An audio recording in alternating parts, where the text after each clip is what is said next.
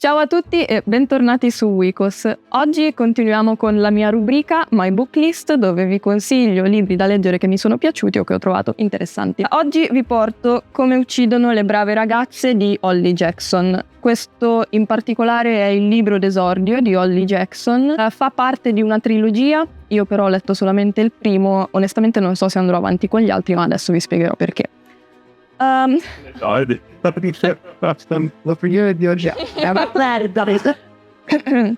Allora, ci troviamo in una cittadina molto piccola, una cittadina dove si è consumato un omicidio ai danni di una giovane ragazza.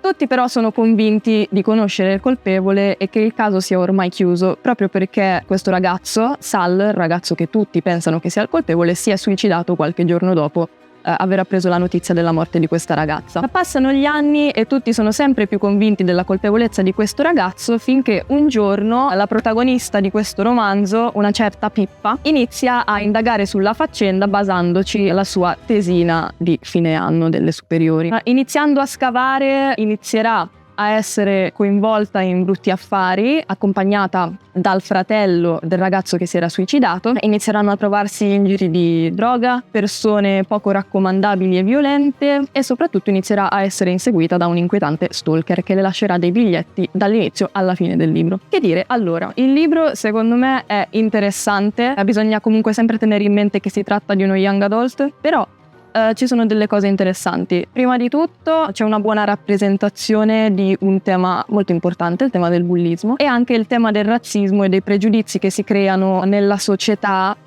quando una famiglia non bianca viene presa di mira perché si pensa che uno di loro abbia ucciso una ragazza. Il libro in più è molto divertente da leggere, la scrittura è molto scorrevole, io veramente l'ho letto mi sembra in 1 o 2 giornate mentre ero al mare, quindi si legge davvero velocemente. In più una cosa che ho trovato molto carina e che accompagna bene la lettura è il fatto che in alcune pagine siano presenti ad esempio delle chat che i personaggi si mandano l'uno con l'altro, oppure alcune pagine sono scritte come se fosse una sceneggiatura, perso il bellissimo segnalino, e questo rende la lettura sicuramente più scorrevole e più divertente.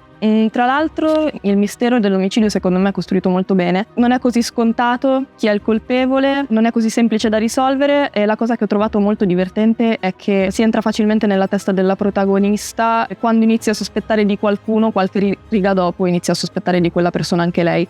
Quindi è un po' come se il libro riuscisse a farci davvero entrare nella testa della protagonista e a cercare di farci risolvere il caso prima di lei. Di questo libro, tra l'altro, se vi interessa, adesso stanno facendo una serie TV per la BBC. Poi, come vi dicevo, esistono anche altri 2 libri di seguito a questo.